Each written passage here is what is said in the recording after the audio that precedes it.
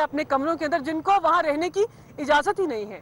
ہم بھی خواتین ممبران پارلیمنٹ ہیں, ہمارا بھی استحقاق ہے, ہم ان لاجز کے اندر رہتے ہیں اور ہم اس وقت شدید مذمت کرتے ہیں ان کے اس غیر آئینی اور غیر قانونی رویے کی. جس طریقے سے انہوں نے حملہ کیا, جس طریقے سے پولیس فورس کے اوپر حملہ کیا, جس طریقے سے ان لوگوں کو بٹھایا, پاکستان کا آئین اور قانون ان کو اس چیز کی اجازت نہیں دیتا. کیا یہ ممکن ہے کہ کسی بھی جمہوریت کے اندر کوئی بھی عام شہری کہے کہ میں پولیس کا رول ادا کروں گا, میری مرضی کسی طریقے سے بھی میں اسلحہ اٹھاؤں گا, ڈنڈا اٹھاؤں گا, پارلیمنٹ لاجز میں کھڑا ہو جاؤں گا اور اس کو اس طرح گارڈ کروں گا؟ یہاں پر پاکستان کی اسلام آباد کی پولیس فورس موجود ہے, ریاست کے ادارے موجود ہیں جو لوگوں کی اور ممبران پارلیمنٹ کے تحفظ کے لیے ہیں. آپ کو کوئی بھی ہراساں نہیں کر رہا. اس وقت ہم ہراساں محسوس کر رہے ہیں اس ماحول کے اندر, اس طوفان بدتمیزی کے اندر, اس طریقہ کار کے اندر. کون خاتون ممبران پارلیمنٹ لاجز کے اندر رہ سکتی ہے؟ آپ بتائیے, کوئی فیملیز اس لاجز کے اندر رہ سکتی ہیں اس ماحول کے اندر؟ اگر آپ ہراساں فیل کر رہے ہیں تو آپ کے پاس ایک فورم موجود ہے, آپ پاکستان کی اسلام آباد کی پولیس فورس کے پاس جائیے. جب بلاول بھٹو زرداری یہاں پر جلسہ کرنے آئے تو کسی نے ان کو نہیں روکا. آپ کتنے سارے ورکرز کو لے کر آئے, آپ سے تعاون کیا گیا, آپ کو سیکیورٹی فراہم کی گئی, آپ کے اوپر دھاوا نہیں بولا گیا.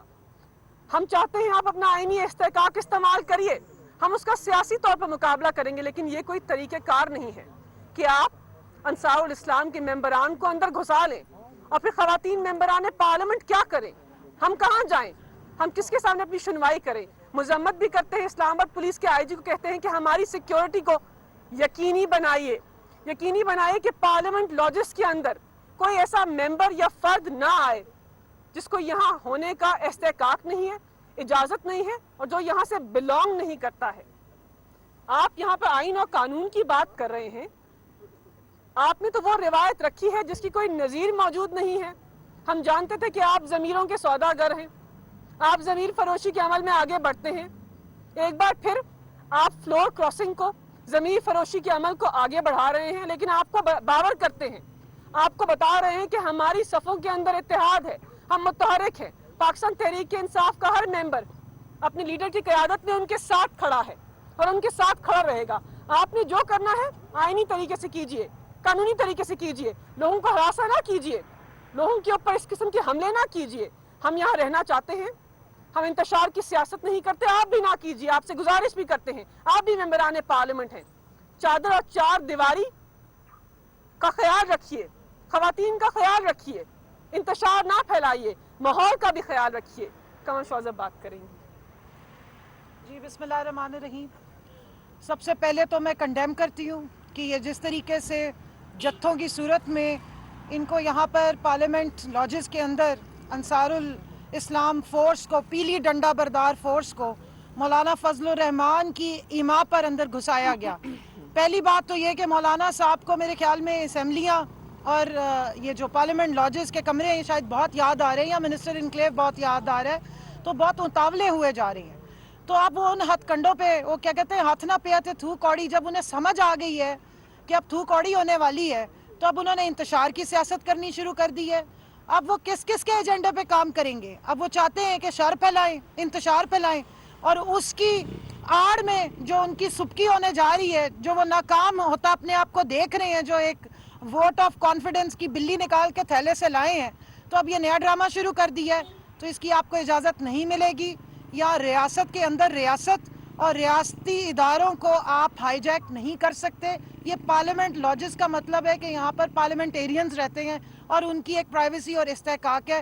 یا غنڈہ گردی اور جتھا بازی آپ نہیں کر سکتے. دوسری بات, میں مریم اورنگزیب صاحبہ سے بہت ہمدردی رکھتی ہوں.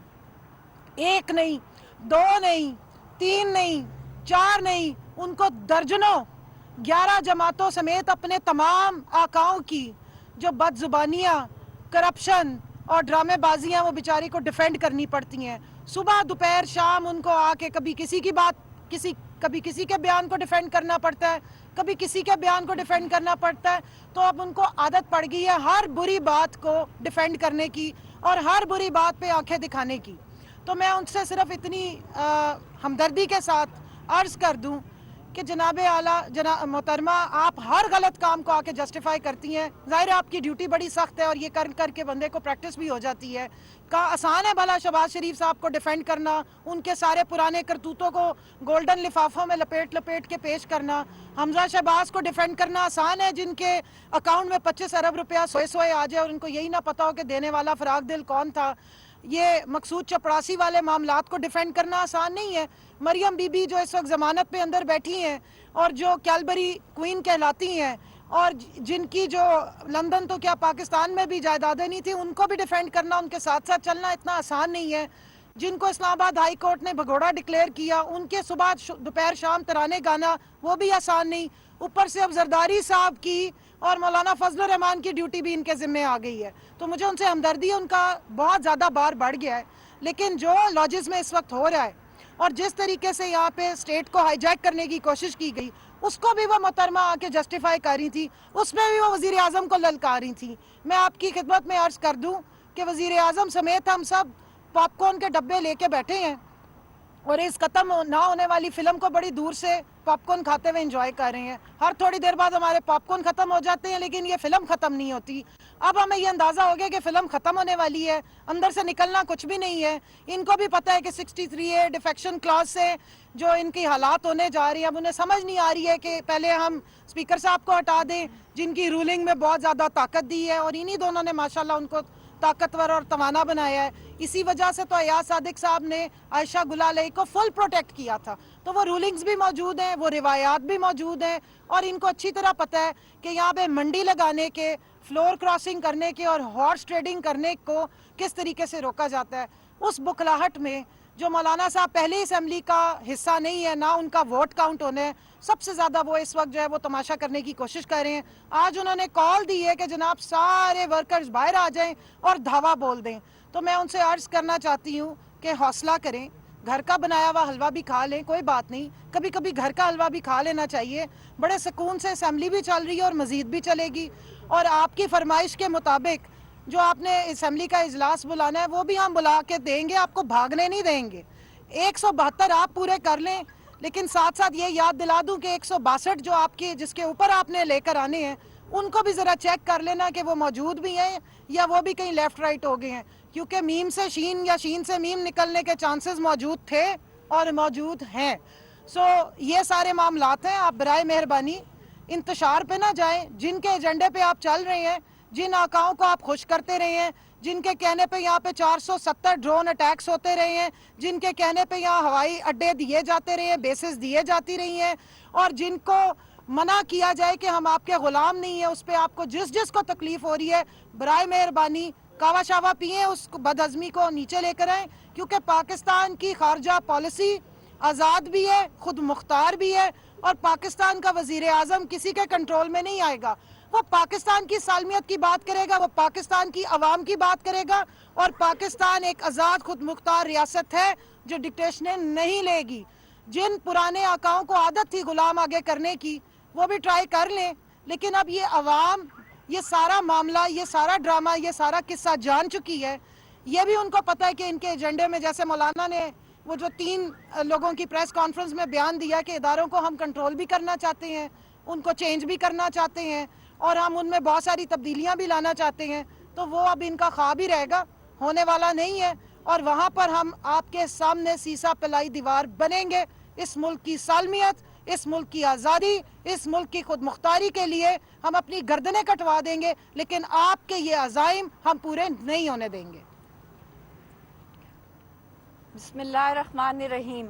अभी कुछ देर पहले मरियम औरंगज़ेब साहिबा ने जो मीडिया से गुफ्तगू की, उसमें मैं सबसे पहले तो मरियम औरंगज़ेब साहिबा आपको बाकायदा तौर पर अंसार और इस्लाम की तर्जमान होने पर मुबारकबाद पेश करती हूँ।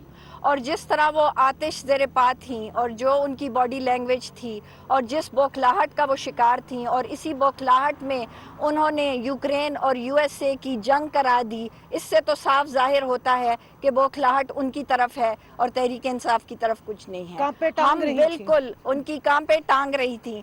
आज हम बहुत पुरएतमाद हैं, पूरी आवाम इमरान खान के साथ खड़ी है। मैं अभी कोहाट से जलसा करके आ रही हूं और मैं आपको बताना चाहती हूं कि मौलाना डीजल आज वहां मुंह छुपाने को उनको जगह नहीं मिल रही थी, क्योंकि आज हमने वजीर आला ने वहां पे इफ्तिताह किया वहां के स्पोर्ट्स कॉम्प्लेक्स का, और जोक दर जोक पूरे कोहाट से पूरी आवाम वहां पर मौजूद थी, और यही दिखाने के लिए कि वो इमरान खान और उसके साथ खड़े हैं। सबसे बड़ी बात ये कि जिस तरह अभी मरियम औरंगज़ेब ने कहा कि ये जो पार्लियामेंट है, ये पार्लियामेंट लॉजेस हैं, ये हमारे MNAs के लिए हैं, तो इनके लिए ये जत्थे और ये जो फोर्सेस थी ये बग़ैर रजिस्ट्रेशन के अंदर दाखिल कैसे हुई? हम आपसे ये सवाल करते हैं। तो हम कभी भी इस तरह की फोर्सेस को अपने रेड जोन में और इस्लामाबाद में आने नहीं देंगे। ये इस्लामाबाद एक मुनज़्ज़म शहर है और अब हमें अपनी तरह मत समझिए। गुल्लू भट्ट आपके सफ़ों के अंदर हैं। हमने कभी भी गवर्नमेंट के इदारों को अपने सियासी मुखालफिन के ख़िलाफ़ इस्तेमाल नहीं किया।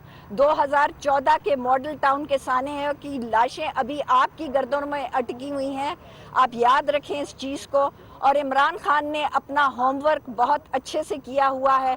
इंशाल्लाह अपोजिशन को सरप्राइज़ मिलेगा और वो देखेंगे कि सियासत किस तरह की जाती है।